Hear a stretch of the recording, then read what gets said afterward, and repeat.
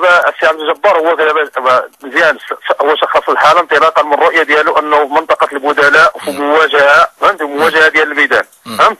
وانا في الطرف الاخر يعني كنشوف من اليمين لليسار، هو كان كيشوف من اليسار لليمين. هنا الرؤيه كتختلف، رؤيته هو للحدث للعمليه تختلف، ورؤيتي انا للعمليه تختلف، فهمت. انا الصافره ديالي تنقول يوم الاحد كان تشخيص ديالي على الخطا، على انه الخطا لصالح حارس المرمى ماشي المدافع. كنتكلم على خطا لان هذاك الحارس كيبقى دائما حارس المرمى، فهمت. وقع عليه الخطا في نظري، فهمت، وقطعت اللاعب بدعوى انه هناك القفز على الخصم اللي غادي نستلفوا ضربه بركله حره مباشره لصالح الفريق المدافع. نعم مزيان السياره.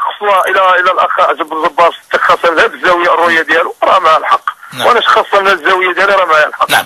انت السياره شخصتيها في هذيك الوقيته، في هذيك الثانيه، في هذيك الوقت شخصتيها بانها خطا لفائده الحارس المرمى. حنا يمكن حنا جالسين في الدار كنشربوا اتاي بخير، ما كاين حتى شي مشكل. شفنا الاعاده في في في, في المقابله، شفنا كذلك مستودع بان بان الكره شدها الحارس وخرجت له، خرج من معترك العمليات مشى باش ياخذها، سبق اللاعب ديال الايت ملول ضرب الكره، اللاعب ديال الخميسات دار لابوي بيدو، كان اصطدام.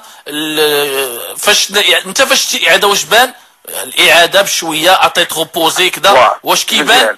غادي دابا مزيان في هذه العمر غادي تسمعوا لي دابا مزيان. تفضل. دابا ملي رجعت ملي كنرجع للاعاده، هذا الشيء اللي كتقول لي انت الان انا ما شفتوش في المباراه. وي هذاك الشيء اللي بغينا نعرفو. وي ليش الصوره هو انه المدافع هو اللي دفع، المدافع دفع المهاجم نحو حارس المرمى. وي ولكن وسط الملعب انا اللي بان لي هو هذا على صواب.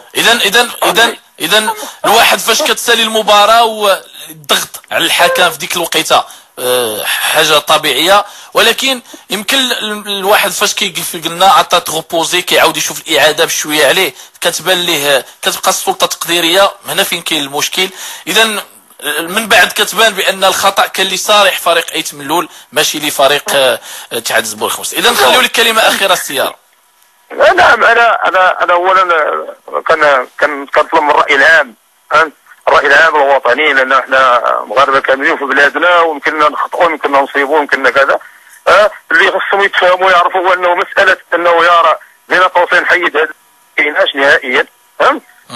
اللي كان من بعد ما جلست مع راسي وشفت اللقطات على انه كان هناك خطا لصالح الفريق، يعني كان ضربه خطا مباشره لصالح الفريق ديال ايت ملول. نعم.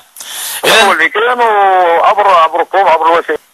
انا كنطلب لا اله الا الله، سبحان الله ما تيخطا، سبحان الله ما تي